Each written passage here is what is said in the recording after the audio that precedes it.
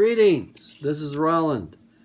I want to thank Dr. Stephen and of corporate psychologist and CPI for that surprisingly for me and wonderful experience last night. Allow me to share a little bit of my story from last night. I was drawn by the invitation with the focus on leadership and said, gee, I just want to go meet Dr. Stephen. It was my only intention. But to my surprise in the networking experience, because I didn't even know what was going to go on, 9 of you became interested in continuing our conversation. So this is essentially a follow-up to kind of introduce that.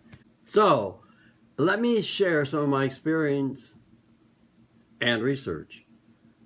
Not long ago, I ran across an article that indicated that Harvard had researched over 1,000 CEOs on leadership development. They essentially gave it a great big fat F.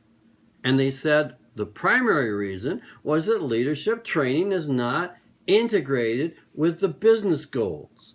Now, I also see something missing. It's not integrated with the change transformation plan, and it's not integration with the culture development work. And then I was at ASTD, or ATD they call it now, a couple of weeks ago. And Stacy, she was from Cargill or General Mills or something, said, "This is the wisdom I have about change management." She says 3 things must occur. Number 1, and she drew a small fish, leadership must be trained and developed. Number 2, the strategy must be integrated, and she drew a bigger fish. And then the 3rd fish was the huge fish. It was culture. That's her experience, probably leading more change at a corporate level here in Minnesota than anyone. In any case, a little bit more of my personal story, how I got to those 4 points. Integrating whole system transformation. I coined it in 1974.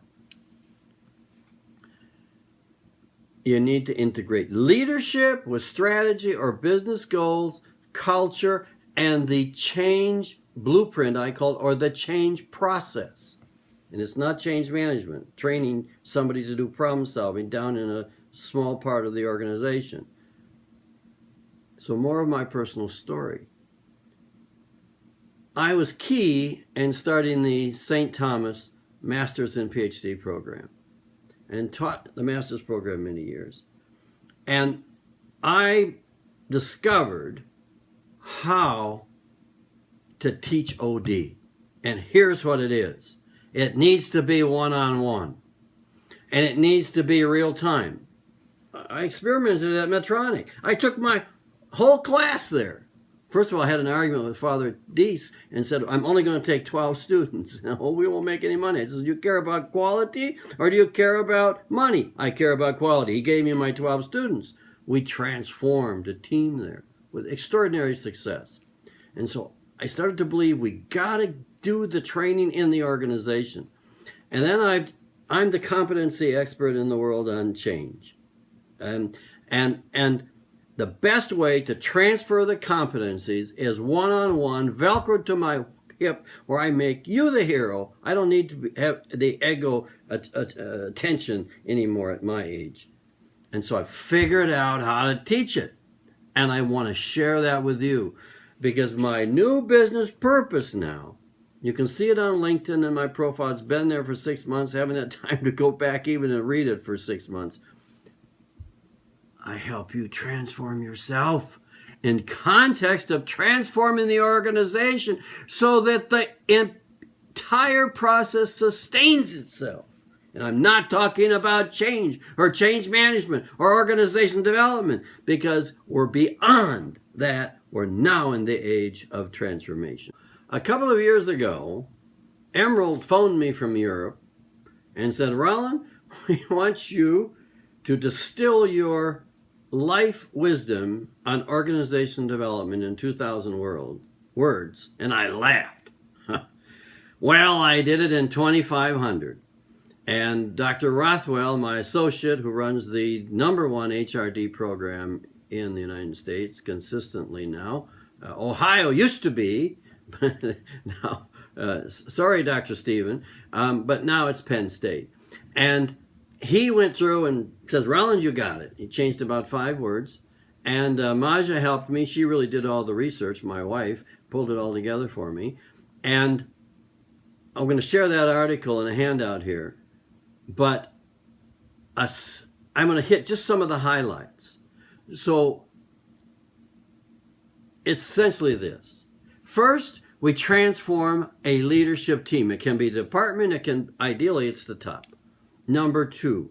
Oh, and I haven't changed how I transform that team since 1978. I got it down. I studied with the original team builders. I helped put the 400 quality circles in Honeywell. I don't know anybody who has done more team development in Minnesota than I, or in fact, the entire Midwest, including Chicago, because I studied in Chicago, and I know the land there.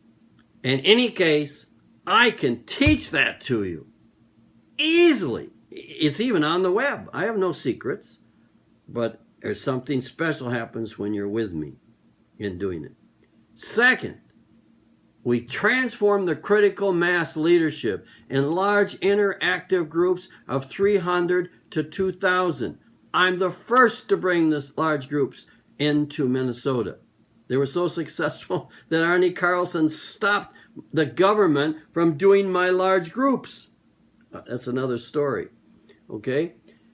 So we get the shift. We get the transformation. This is not change. They become different in the moment. You can no longer plan change. I've got the research that says that.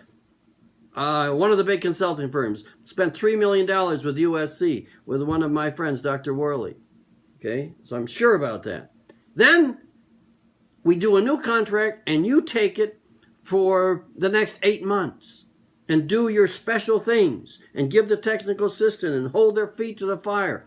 And then my wife, Maja, you and I come back and get together with a core group, and we evaluate and we document the results. And then we plan how they're going to sustain it and how they're going to repeat the process next year. And I tried to reduce the dependency on me as soon as possible. So you got to expect sustainment. That's the new thing. And I was just with Target, was speaking at the change management group in Bloomington. And he says, we've used every outside big consulting firm. We've got all the tools and everything, and now we got to figure out how to do it ourselves. We want to break the dependency on outside consultants. Okay? Oh, no, except people like CPI and corporate psychologists. I believe that's a special kind of service that cannot be held inside. In any case, sustainment is key. And so I would love to continue this conversation with you if you're interested. Therefore, let's conclude. I'm going to send you that Emerald case. I'm going to send you a couple cases that a few of you asked about. One will be, this one here, Pride of a Nation. It's a book on the story, The Corporate Transformation of Seaman Indonesia. Pride of the nation, the most significant transformation experience they had in life. This is what they say about leadership. A transformation will not succeed if it's not supported by a strong leadership character who is assertive, strategic in the vision, competent, and personal charming. You can't, like we heard last night, you can't be the old-fashioned autocratic person. That's not a charming person. So I want to send you, it was just published. My wife just wrote it up. She worked with me on it. We published it in the 4th edition of my Practicing Organization Development book. They are there, right there. It's going to be online. 8 chapters of key change work around the world, including Nepal, In any case, then I'm going to send you an article on Drucker, because he says the day of change is over. Gary Hammer was with 2,500 people in Vienna, the leaders around the world. The age of change is over. It's the age of transformation. And they concluded, we don't know how to do it. I've got the quotes there for you. I know how to do it. So, and then I'm going to give you a link to a video I made for Moscow, the advantages of this. They asked me, what are the advantages of doing this? And the second video was a reaction to the Drucker article. So let me end with a story from this morning. This is transformation. In West Africa, this is about a $250,000 company. Okay? I transformed them, can't even remember, a year or so ago. They've been so successful that all the CEOs of the banks in that country got together and have essentially stalled the growth of that company, because they're moving, one of the 9 companies is moving from microfinance to a bank. And they've been so successful that they're threatening the established relationship. So I had to bring in Patrick, used to be on my website. I don't have a website anymore. I think they're out of date. In any case, he's going to try to get them $25 million, because he can't get it in the country. First time they've ever loaned money, ever. And they can't get it in their own country because of the transformation success that Martin, at 28-year-old, has had. Their executives, they have a few seasoned people from Harvard and the London School of Economics. Only a few. Most of them are in their mid-20s, running million-dollar budgets. Wake up, world. The world is transforming. But as somebody said last night, my friend from India, the United States is always going to be in the lead, because we're changing. Take care.